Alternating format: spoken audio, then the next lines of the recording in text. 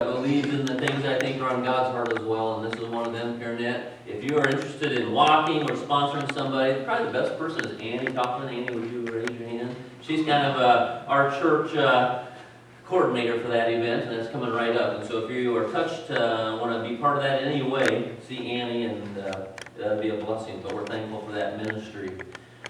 We're kind of wrapping up. Actually, this was just going to be a kind of a one-off sermon, but it really fits in well what we've been doing with Oops, We Goofed. And we talked about how the church sometimes has goofed up when it comes to explaining things and teaching things. And we all sort of relate, and I've heard some of your oops stories of what you've done. And last week I shared how I backed into my car with my pickup, and that was a big oops. And I had another one yesterday. I don't know. I'm not going to do any more series on oops, okay? I'm not going to do it. But our son Darren is here from Minneapolis, and he wanted to go fishing and canoeing. It's something our family's done for a long time, so we always look forward to that. So, I don't know, 10, 11 o'clock, we headed down the river, and oops, we hit the waves, and the waves turned us over right in the middle of the river. So your preacher has been rebaptized. So we are clean and we are warm now, but it wasn't so warm. The water is starting to get a little chilly, and anyway, we thought we could make it through the rapids, and we were about there, and Barb had already made it through with her kayak, so she was watching the whole thing happen. And it was a deep section. We couldn't hit the bottom at that point, so we had to swim the canoe over, and if you find it a fishing pole, that's mine. Okay. Luckily, it was an older one. It wasn't one of the good ones, but anyway, that's all we lost out of the deal, as well as our pride. Oops, we goofed. We talked about worship and how as a church, we kind of goofed, and not just this church, all churches, where we tried to define worship as singing, and that's what we do. But I hope in today's verse that we're looking at heavy is going to be one that talks about worship and singing, and it's worship is way more than singing, but singing is certainly an important part of that. We're thankful for the teams here that lead us each week. We talk about spiritual growth, and as a church, as a movement, we sort of have dropped the ball on what it means, spiritual growth. We have all these things. Sometimes we think, take this step, 5 steps to spiritual growth, and if you do this, and this, you're going to grow, and then you're done, or whatever. Or we think spiritual growth is a bunch of information only, but we were challenged last week, grow in what? The knowledge and the grace. Grow in grace and knowledge of Jesus Christ.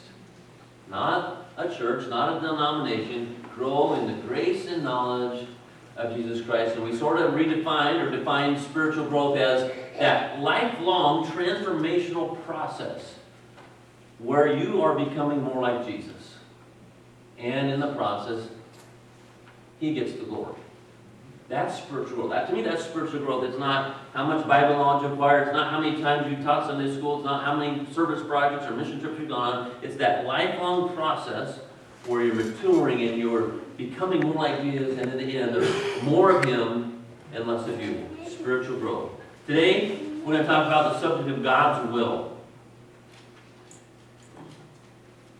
Big subject. Probably misunderstood subject, in my opinion, a little bit. But before we do that, I want to ask you, and you can raise your hand, you can do this, what are your favorite types of puzzles? Remember doing puzzles? Sometimes some of you still do puzzles. Some of you did them as a kid. And so we're going to look, and the first one is the crossword puzzle. How many of you like crossword puzzles? Yeah? Some of you still do them? Yeah? Bart does them in our house sometimes. Okay? You're the smart ones. Okay? You are the smart ones. All right? How many of you like the word search? Yeah? Yeah? Again, Barb does more of these than I do, but the word search, I liked them when I was younger. I don't do them as much anymore. I'll try to find one just to help Barb out a little bit. But we like word searches. Any of you like jigsaw puzzles? Yeah? Jigsaw puzzles? There is something wrong with you guys that like jigsaw. At Christmas time, I don't eat for a week if Barb gets a puzzle for Christmas. I mean, that's all she does, all right? Jigsaw puzzles. Not me so much. I think feel like there's a better use of my time for some reason. I might not be doing anything, but I'm not doing puzzles. How about this one? The maze. You like to do the mazes? Yeah, those are fun. Lots of you are raising your hands. You like to do that? I like those as well. How about this one? This is a tough one. Sudoku. I haven't done those for a while. We sort of did those at our house for a little while. Those are pretty tricky. Those take something.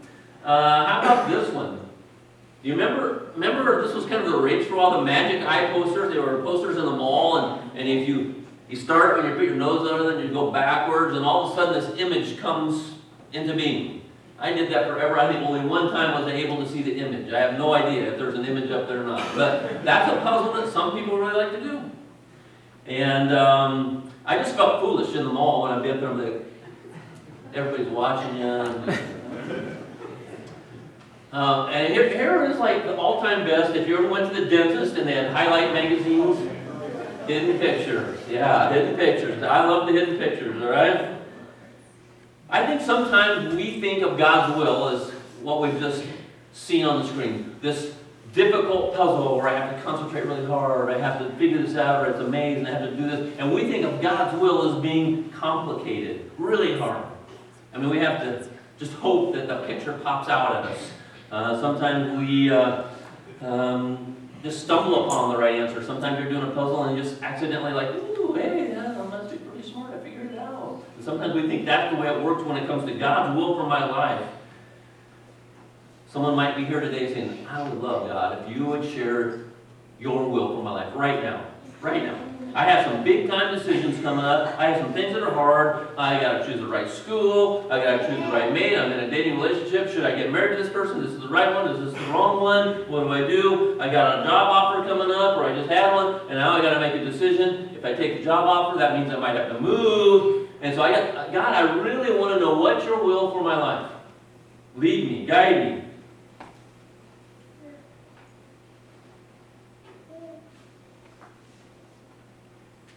Ever been there with God?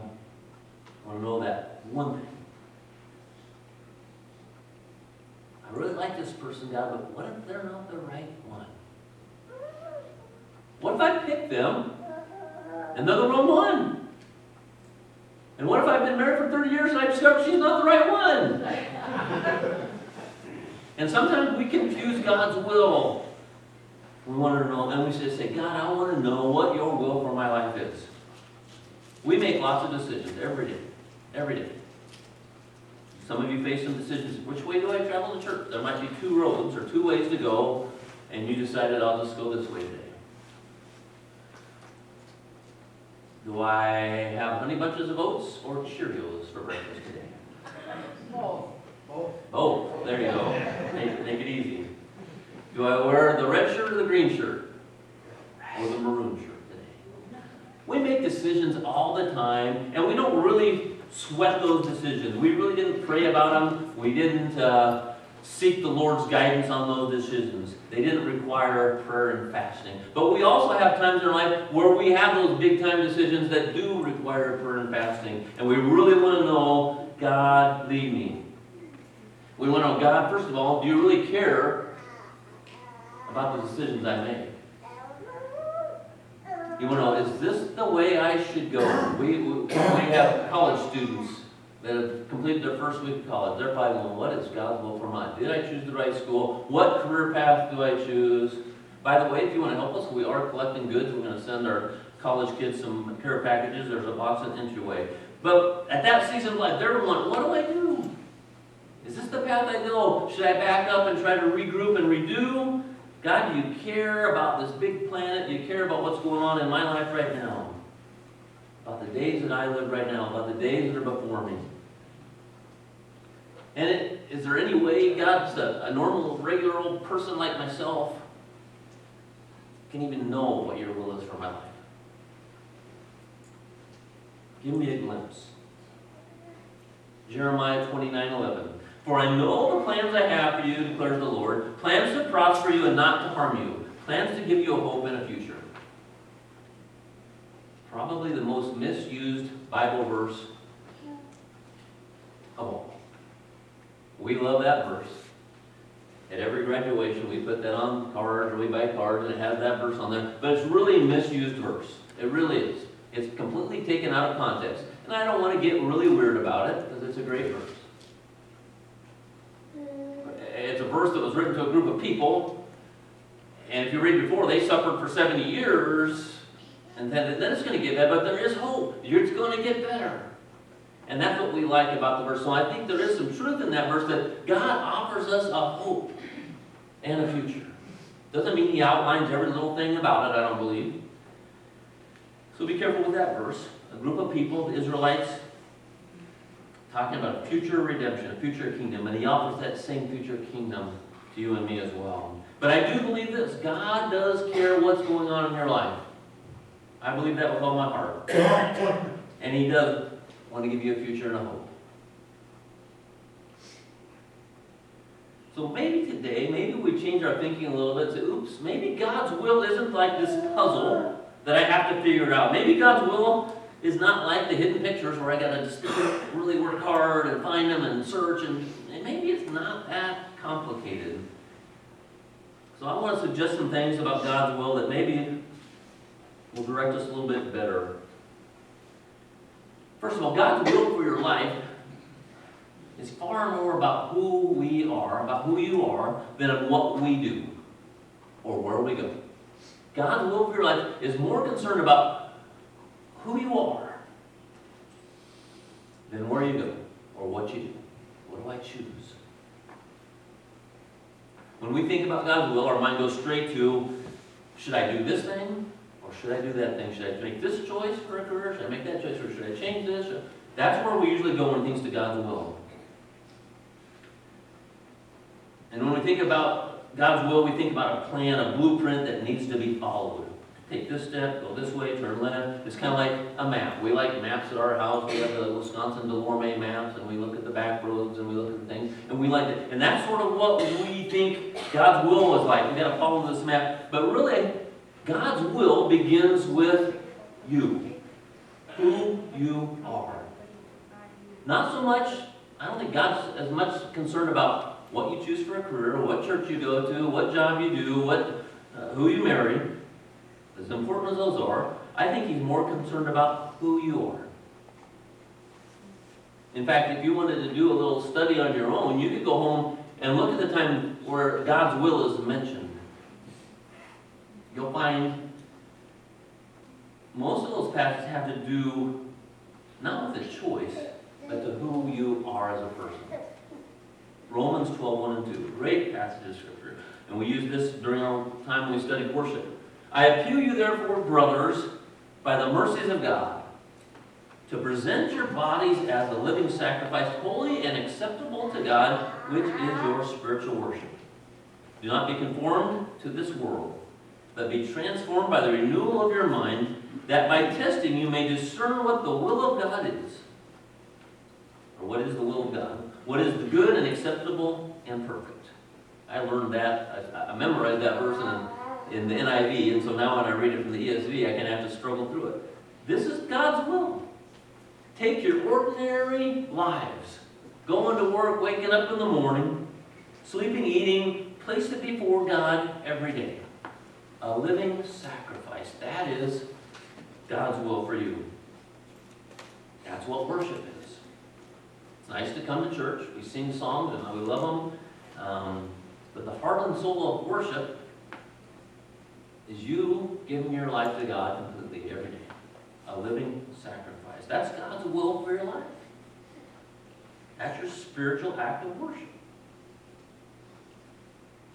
So God's saying, would you like to know what your will for my life is? And you're saying, yes, God, I want to know what your will for my life is. I'm ready. Give it to me, God. I've been praying for a long time, so spill it out. Make it clear. I'm ready. I want to see a sign. I want to finally be clued in on what your will for my life is. I want to see the plan, God. God says, here it is.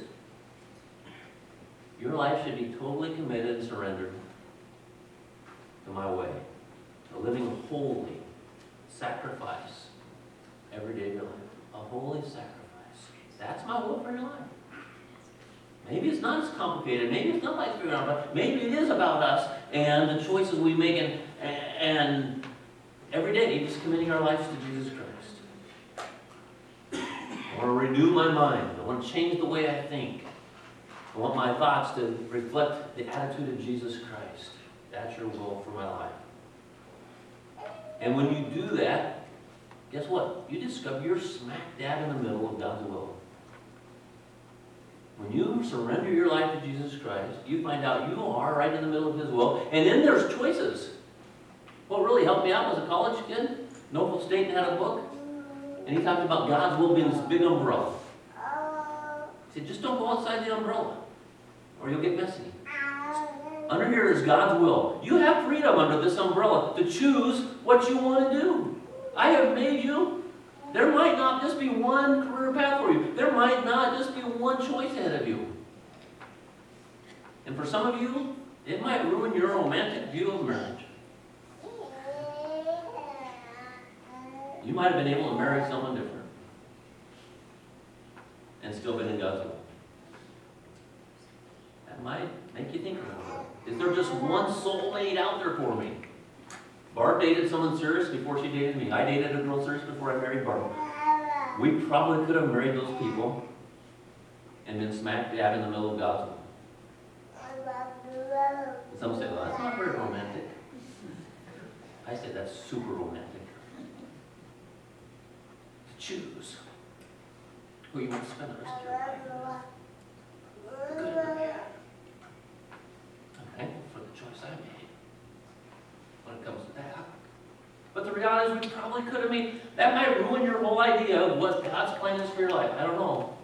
I don't think it hurts to think about that. Is there just one step? Is there just one path? I think there's freedom under the umbrella of God's grace to choose. What if you chose to be a plumber and could have chose something else? I believe that's still under God's umbrella of grace, under His will for your life. We're so worried about, do I choose bachelor number 1, 2, or 3? Who gets the rose? Does it fit under God's principles? Does it fit under, are the person you're choosing living as a holy sacrifice?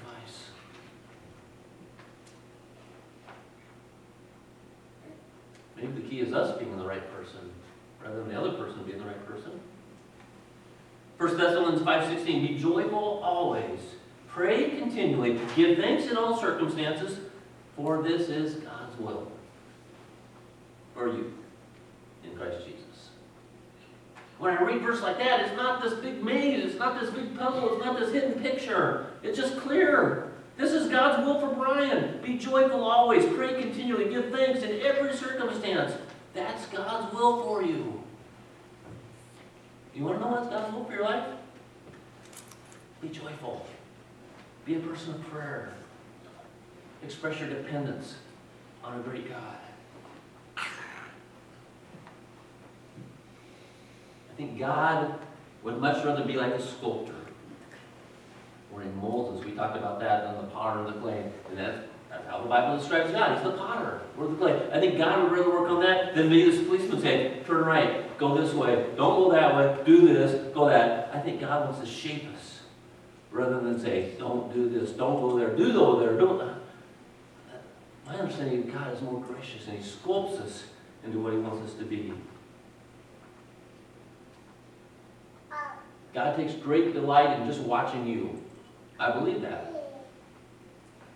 Just like a parent takes great delight in watching their kids. And sure, we sort of hope that they do really well in school, and we rejoice when they bring an A home or a B home or whatever it is. And then when they do well at band or when they do well on the football field or whatever it is, we find that meaningful. But isn't it the little things that you love more about your kids? The way they smile, the way they treat people, that quirky little thing that they do, the funny little things that they do, that's when you find delight in your children. That's God that way with us. It's not when we perform, not when we do this, not when we excel. It's when He sees us for who we are.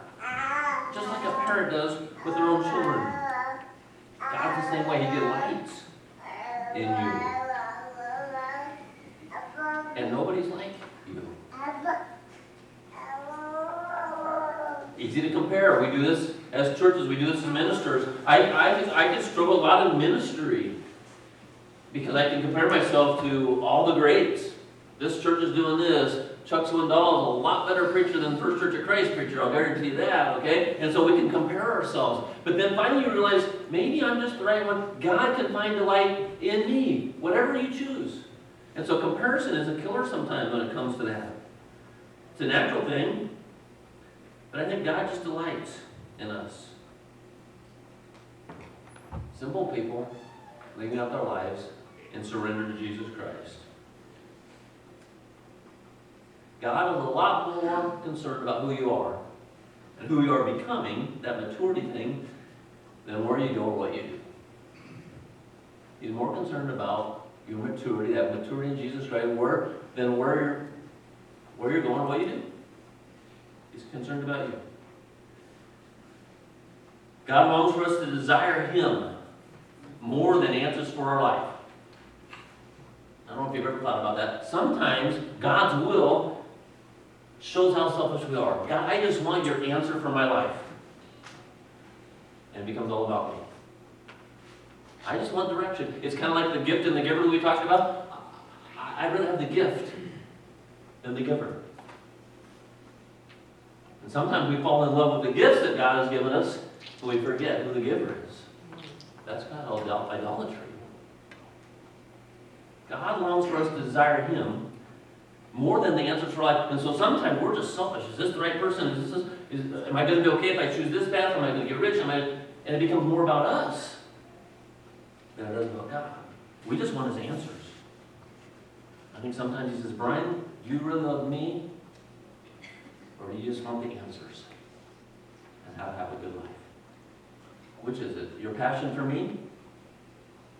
Or your own selfish desires? And if I were to tell you the answers, would you just take some time off of our relationship and go do your own thing and then come back when the going gets tough? We've done that before, haven't we? Sometimes we seek His answers more than we seek Him. God longs for us to desire Him more than He does the answers that we want for our lives. The psalmist writes in Psalm 27:4, one thing I ask of the Lord, this is what I seek, that I may dwell in the house of the Lord all the days of my life, to gaze upon the beauty of the Lord and to seek Him in His temple. He didn't say, tell me this, show me that, put me there. He said, I just want to know you more. I want to be close. And you know what? The closer you get, the more you're able to trust His guidance for your life. You just want one thing, that I might dwell in the house of the Lord forever. One request, one chance, this is what I want. I don't need all the answers.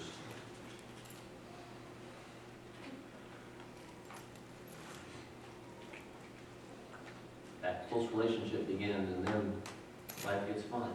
Psalm 37 says, delight yourself in the Lord, and He will give you the desires of your heart. Sometimes we get it backward. We say, give me the desires of my heart, and then I'll be delighted.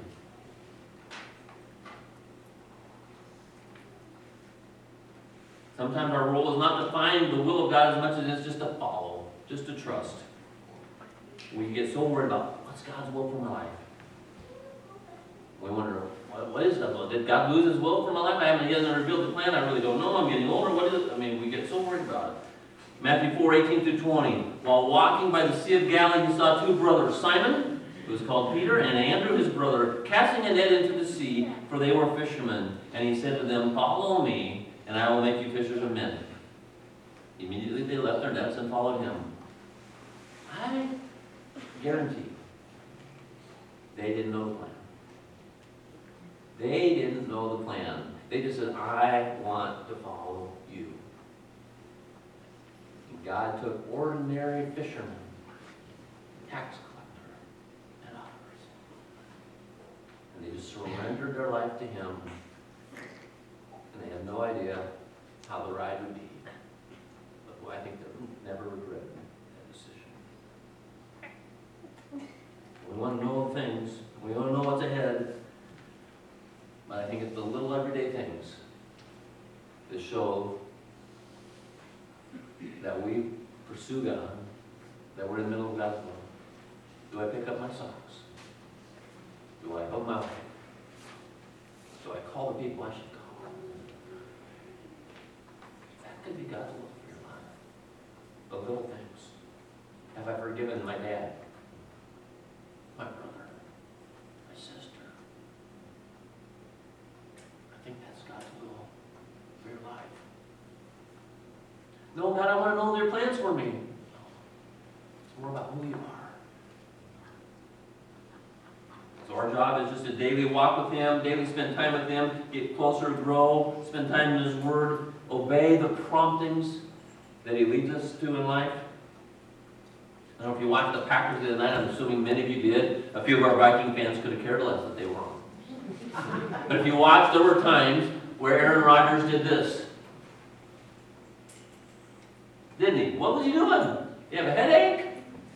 Obviously, no. He had an offensive coordinator that had a bird's eye view of the game that was radioing down to him, run this play, throw the long pass. It wasn't all his choice, and so his job was to do what? Do what the one with the bird's eye view said, do this. Isn't that the way we should be with God? Listening to His voice. Because God has a different perspective on your life than you do. And your job is just to trust. You might not even like the play being called. You just trust. Because He has a different perspective. I guarantee He loves you. And He will guide you. And your job is to listen. Remember the verse that says, hey, my sheep, listen to my voice. We talked about that. The good shepherd. We have a good shepherd. A good shepherd. Not just any shepherd. We have a good shepherd. And his sheep hear his voice. And they respond. Ever seen a little child cry, cry, cry? Mom comes in the room because she knows the voice. The little kid knows the voice of someone who loves them. Your job is to listen to the good shepherd. We want to know God's will for our life. There's more. We're going to wrap up. What do you get? Hard to believe Christmas isn't that far away. I don't know who the crazy Facebook people on there always have to put elf video clips or something like that on there. No, it's not that far away. What do you get? Somebody who has everything. Isn't that the worst? You have a relative or somebody, they have everything they need. And my mom and dad that way, not that they're rich, but they're 80 years old. But what do you get someone? They don't need anything. They don't. What do you get someone that has everything? You know? What do I get Barb? She has all that she wants. What do you get somebody that has everything? You give them something of yourself. Isn't that the way it is with God? What do you give a God who needs nothing? He needs nothing. It's all the cat on 1,000 hills belong to Him. He needs nothing. What do you give someone that has everything? You give them a living sacrifice. Where you draw close and you trust.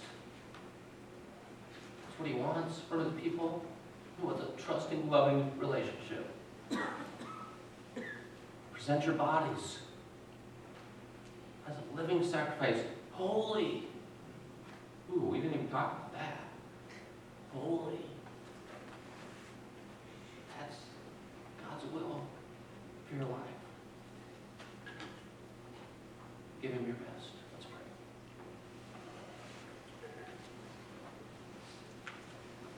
Father, thank You that You do care deeply about us. Sometimes we question that. Sometimes we wonder, so forgive us when we do, but we, in our hearts, we sing it earlier, we believe You are who You say You are. We believe You died and rose again. So thank You that You care about the little details of our life. It blows our mind that You care, that You know. So help us to build that trusting relationship. So help us not to be concerned so much about, do I go this way, this way, this way? Help us just to live under the umbrella of your grace. To live joyful, prayerful lives. So teach us again. Remind us again what your will is for us. Your good, pleasing, and perfect will. A life that reflects your glory. We pray in Jesus' name.